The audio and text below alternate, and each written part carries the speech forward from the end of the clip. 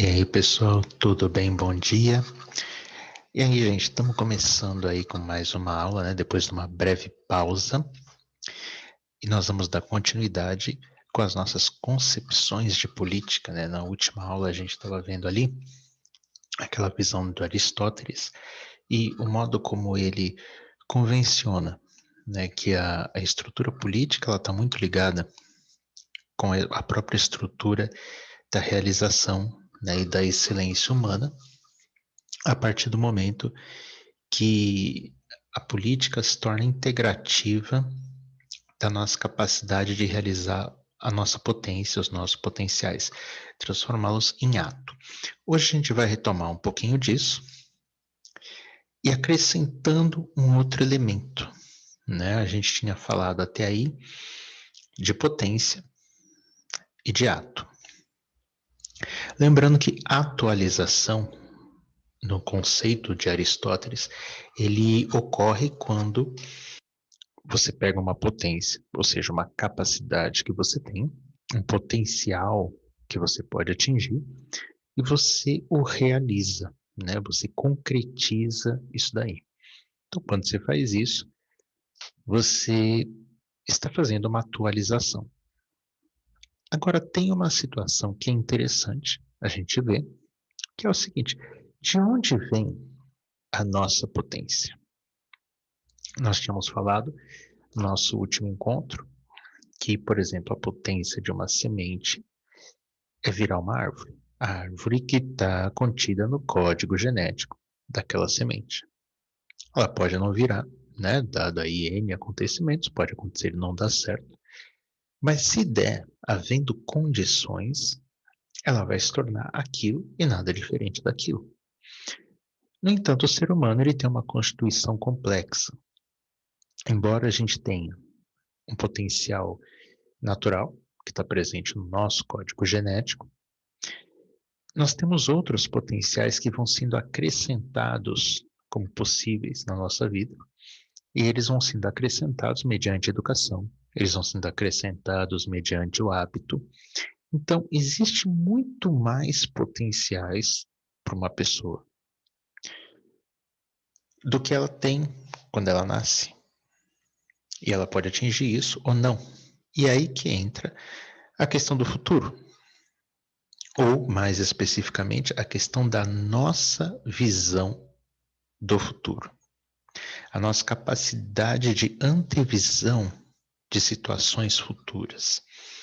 Então, aqui nós temos nesse gráfico um exemplo. Temos aqui um indivíduo, essa faixinha azul aqui, esse círculo, e esse indivíduo ele já tem uma atualização, tá? Ele fez uma atualização 1 aqui, ou seja, ele já tem uma certa constituição, ele já realizou algumas coisas na vida dele, né? Alguns potenciais, e tecnicamente ele não tem mais nenhum potencial. O que ele faz? Ele se imagina, né? Ele concebe, ele olha para um futuro e ele vê aqui um futuro A ou um futuro B. Uma vez que ele é capaz de ver mais de uma situação futura, automaticamente essas situações futuras possíveis, hipotéticas, o que elas viram para ele? Elas vão virar dois potenciais novos. Esses potenciais novos, se eles não forem, claro, contraditórios um contra o outro, né? Esse mesmo sujeito ele pode atualizar os dois. E aí a gente tem uma atualização 2 aqui de um mesmo indivíduo, ou seja, esse carinha aqui, que é o mesmo daqui, ele já está ligeiramente diferente, porque ele atualizou duas coisinhas, dois potenciais aqui, que ele nem sabia que existia. E ele só foi capaz de atualizá-los porque ele os imaginou, ele os concebeu, ele levantou como hipótese isto no futuro A e no futuro B. Isso para nós é extremamente importante, por quê? Vamos imaginar a seguinte situação. A mulherzinha aqui, ela concebeu 4 futuros possíveis para ela, 4 estados possíveis para ela. Em uma ela está feliz, em outra ela está tendo uma ideia brilhante. Em outro, ela está muito irritada. Em outro, ela está muito triste. Tá? São 4 situações futuras na qual ela se imagina. Na prática, o que é que está acontecendo aqui? Tirando toda a imaginação dela, quando ela pensa tudo isso, ela está criando para ela 4 potenciais possíveis dela realizar. Um potencial no qual ela vai ficar feliz, um potencial no qual ela vai conceber grandes ideias, um potencial onde ela vai ficar extremamente negativa e raivosa, e um potencial no qual ela vai ficar muito para baixo, né? E pessimista ou depressiva, o que for. Esses 4 potenciais são possíveis para ela e ela vai ter condições de atualizar um ou outro, ou 2 simultaneamente, depende, tá? Mas não seria possível ela atualizar isso se, como a gente vai ver no próximo exemplo, se ela nem fosse capaz de imaginar 2 situações, né? Nesse exemplo, ela só imaginou 2 situações possíveis, ela só concebeu 2 cenários. Um, onde ela está muito raivosa e pessimista, morrendo de medo dela. E outro no qual ela está muito triste, acabada, detonada. Tô com muita dó dela. E ela fica, né? Só de imaginar esses 2 cenários, ela fica. Então imagine, por exemplo, você. Se você vê, concebe vários futuros possíveis, você inevitavelmente concebe para você vários potenciais possíveis. Mas se você reduz isso e você começa a hipotetizar situações muito mais restritas ou negativas, no caso que a gente colocou aqui no exemplo, o que é que ela pode atualizar? Aqueles 2 não existem mais. Ela não está pensando neles, eles não existem. Então, ela só é possível atualizar esses outros 2. Por que que nós estamos mostrando isso e qual que é a importância disso na visão de Aristóteles? A importância é a importância da cidadania. A gente tinha visto há muitos encontros atrás, em outro painel, nós vimos o quê? Que a cidadania, ela se dá mediante o quê? Mediante o exercício das condições de poder, ou seja, você se sente capaz de realizar coisas. A condição de autoridade, na qual você é capaz de exercer a sua própria ação diante de outros e é reconhecido por esses outros naquilo que você faz. A sua liberdade, ou seja, você é capaz de tomar decisões e essas decisões têm peso sobre a sua vida e sobre a vida de outros, porque a cidadania é exercer isso no coletivo. E a autonomia, porque você sabe que você tem não só liberdade, mas autonomia para tomar decisões, fazer e assumir a responsabilidade. Tá? Só que veja bem, como é possível se constituir a autonomia se não existe realizações pessoais? Porque veja, exercer poder, autoridade, liberdade, autonomia para uma pessoa é diferente de exercer as mesmas coisas para outra pessoa. Um sente que exerce tudo isso sendo, por exemplo, um professor. Outro sente que exerce tudo isso quando ele é um contador. Outro sente que exerce tudo isso quando ele é um vendedor. Então veja que exercer a cidadania é exercer esses 4 pilares, mas isso se dá por meio de realizações pessoais e aí varia de pessoa para pessoa. E varia do quê? Varia do futuro que cada um deles consegue ver para si, se imaginar lá, daqui 5, 10 anos, eu estarei assim, e ao estar assim eu vou estar realizando isso. Ou se eles não conseguem enxergar, porque aí, consequentemente, eles não vão estar trabalhando com potencial de realização. Sem realização pessoal, eu não consigo exercer nenhum desses pilares da cidadania.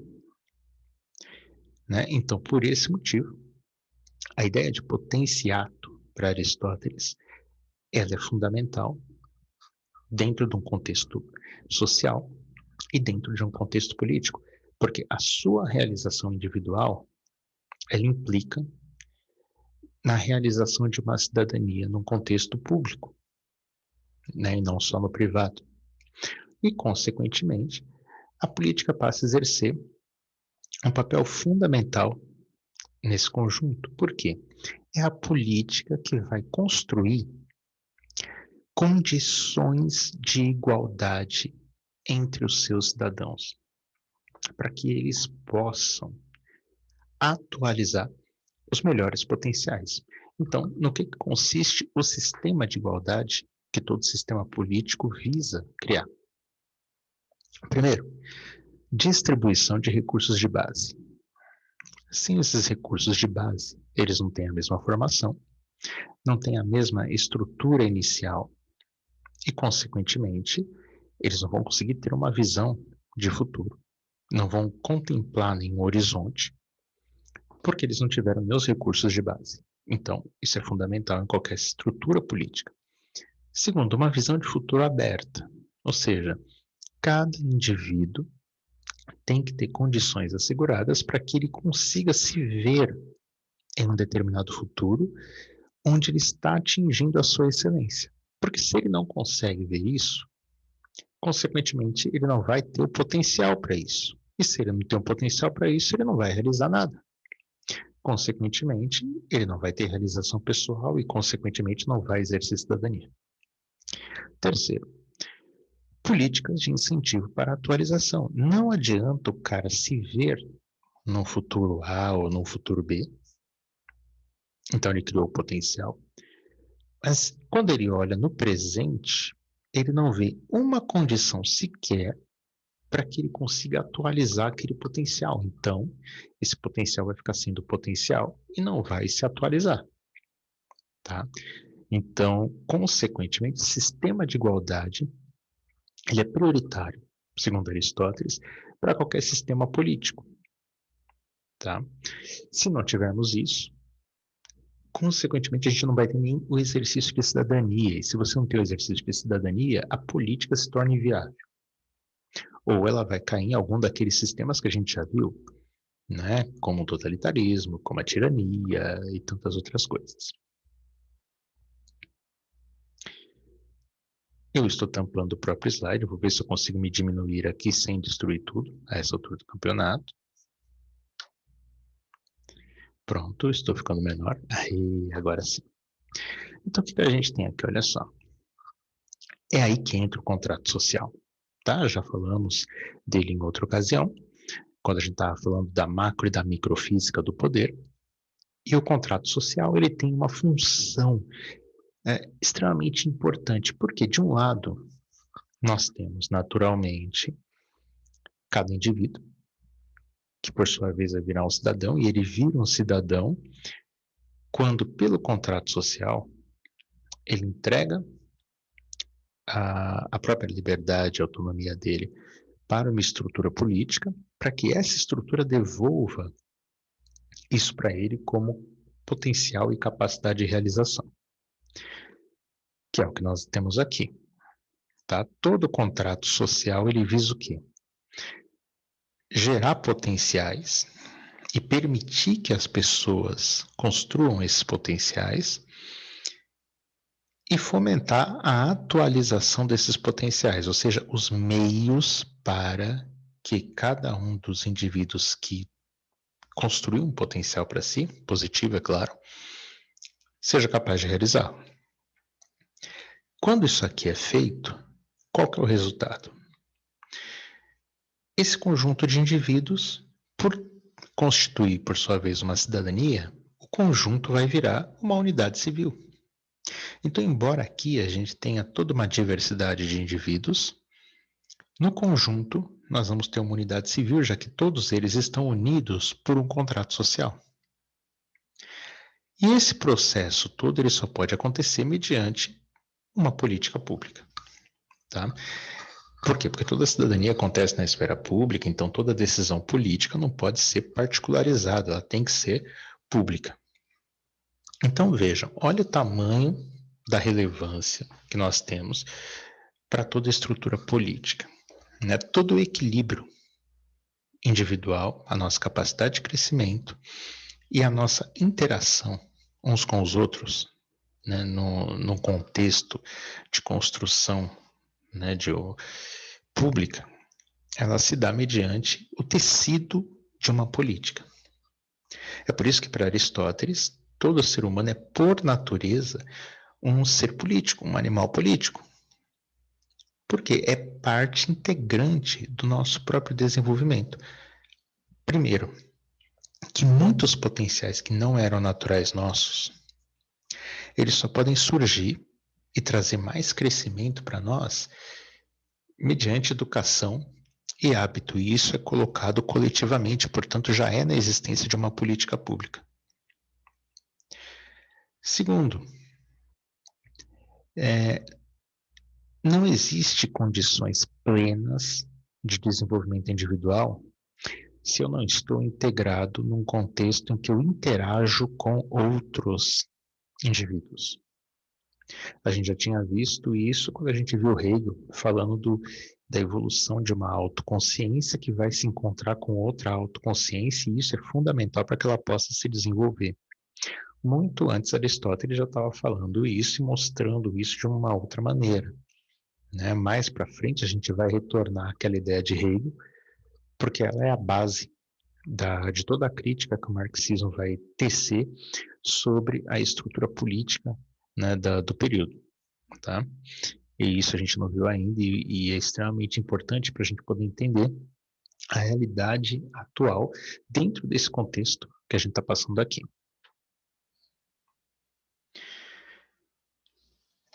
Esse conjunto que a gente viu, a gente tem que entender, no entanto, o seguinte: sem dúvida, a igualdade e um sistema político de igualdade, ele é fundamental para que a gente consiga ter um desenvolvimento pleno. O único problema é o que é que nós chamamos de igualdade. Curiosamente, a igualdade não é igual em todos os modelos políticos ou filosóficos. Por exemplo, em Aristóteles, a cidade ela deve possibilitar que cada indivíduo realize seus melhores potenciais. Então, Aristóteles já prevê mesmo a diversidade de pessoas. Ele prevê que essa diversidade é o que ajuda a construir uma cidade sólida e que, portanto, qualquer política tem que ser capaz de trabalhar com essa diversidade. Até aí, tudo bem. É claro que vamos conceder que em Atenas, por exemplo, o que era considerado igual? Isso aqui que ele falou é igual, exceto que eu tinha que ser maior de 25 anos, eu tinha que ser proprietário de terras, eu tinha que ser homem, mulher e criança não poderia, eu não podia ser estrangeiro e também não podia ser escravo. Ou seja, o que sobra? Cerca de 20% da população é que tinha esse status de igualdade, que podia participar de tudo isso. O restante não podia. Com Thomas Hobbes, por exemplo, a gente já tem um outro cenário, né? Por quê? Porque para Thomas Hobbes, o homem ele é moralmente egoísta, ele é mau por natureza, em uma relação de desenvolvimento versus recurso, né? Para Thomas Hobbes, todos os homens possuem um direito natural, que é o direito de se desenvolver o máximo que ele pode conceber, né? Está casando com a ideia do Aristóteles de potenciado. O único problema é que para que o homem possa se desenvolver, ele precisa usar recursos. E se o homem tem capacidade ilimitada de imaginar seu desenvolvimento, a quantidade de recursos não é ilimitada. E quando eu tenho 1 milhão de pessoas desejando ter o máximo de desenvolvimento, eles vão ter que aprender a gerir os recursos, porque a gente não vai ter recursos para desenvolver todo mundo. E é nesse momento que, segundo Thomas Hobbes, o egoísmo do homem aparece. O homem se torna o lobo do homem, o homem começa a lutar uns contra os outros, e a gente começa a ter o quê? Um estado de guerra de todos contra todos, o que para Hobbes é inviável, porque em tal estado ninguém consegue atingir o pleno desenvolvimento, todo mundo vai viver na paranoia, todo mundo vai viver ganhando e perdendo, e no fim todos estão perdendo. Então é necessário que seja elaborado um contrato social. Como a gente já viu, né, todo sistema político vai ter um contrato social, mas nesse específico, o homem deve ser direcionado pelo monarca, que vai ter poder absoluto, isso é parte do contrato, e que ele, o monarca, vai determinar os parâmetros de igualdade, ou seja, qual é o horizonte de futuro que cada um pode ver, é o monarca que determina. Você, plebeu, ou você, camponês, o seu limite, o seu horizonte vai ser esse, só pode ver isso aqui como futuro.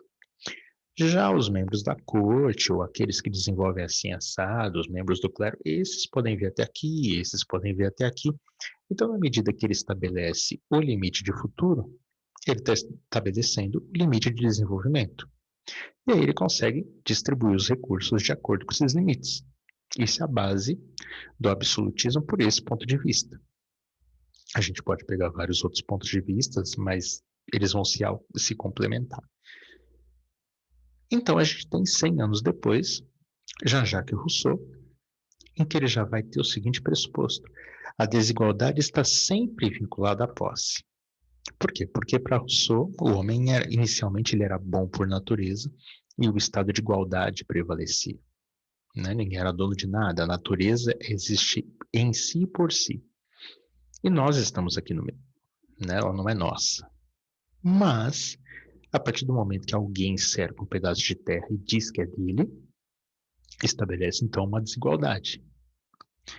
De modo que aqueles que possuem mais sempre buscarão limitar a visão de futuro de quem possui menos. Né? A gente cai ali naquele parâmetro do Thomas Hobbes. O contrato social de Rousseau, portanto, ele é diferente de Hobbes. Ele visa o quê? Restituir a igualdade original com a responsabilidade agora de ter que cuidar desses recursos e de cuidar de um horizonte mais amplo de futuro. De maneira que eu não posso agora, deliberadamente, dizer, esse grupo aqui só pode vir até aqui, este grupo pode vir até aqui, este grupo pode vir até aqui. Não. Se nós somos iguais, então todos têm o direito de atingir esse potencial. Mas temos que trabalhar juntos, porque nós temos que gerir esse recurso. Tá? Isso é um pressuposto político, que é o que a gente viu naquele gráfico do sistema de igualdade. É um pressuposto político construir recursos de base igualitários. Tá? E isso foi reforçado por Rousseau e acabou sendo o mote da Revolução Francesa. Claro que a gente vai ver em outros encontros aí que as coisas não seguiram exatamente esse pressuposto, mas o pressuposto era assim. Portanto, todos os modelos políticos desenvolvem o princípio de igualdade. Porém, o problema é o que... Estou me tampando aqui de novo, né? Pronto. O problema é o que cabe no conjunto denominado igual. O que a gente está chamando de igual aqui? Todos os modelos políticos desenvolvem o princípio de igualdade. Se você diz, olha, mas existe um modelo político que acabou com a visão de futuro de todo mundo. Isso mostra que ele está determinando o princípio de igualdade. O único problema é que ele retirou o futuro de todo mundo. Mas ele está trabalhando um princípio de igualdade aí. Né? Então, existe uma polarização de como se trabalha isso. Pode-se fazer isso para expandir, pode-se fazer isso para reduzir. Né? E aí que temos o problema. né? A gente já viu, quando a gente estava falando sobre cidadania, nós vimos os modelos, né, de política platônicos, modelos aristotélicos, e vimos que alguns deles vão realmente criar limites, né, para o que a gente chama de igual. E eles vão redeterminar isso.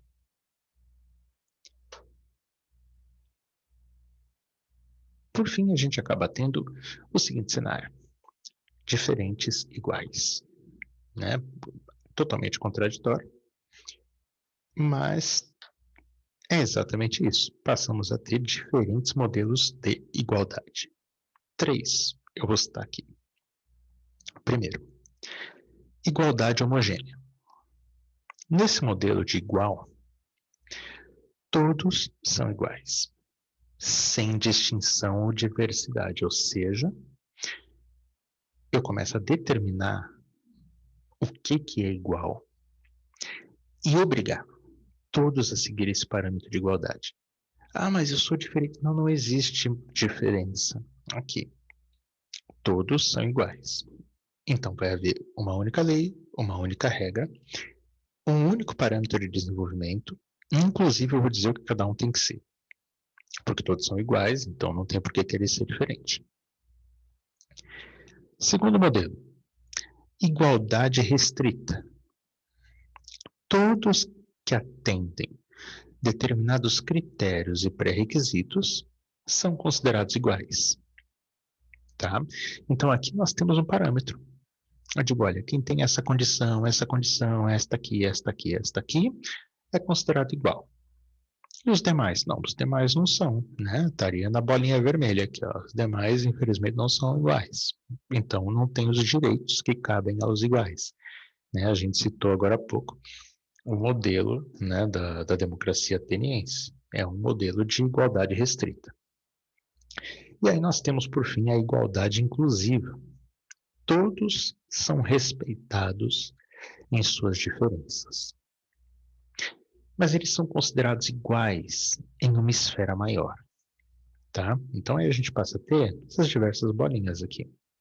Ou seja, cada um desses grupos enxerga seu próprio futuro, cada um desses grupos constrói seus próprios potenciais.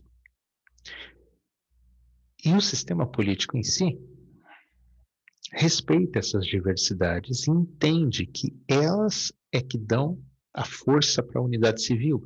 Então, ela cria políticas públicas que permitam que todos eles se desenvolvam.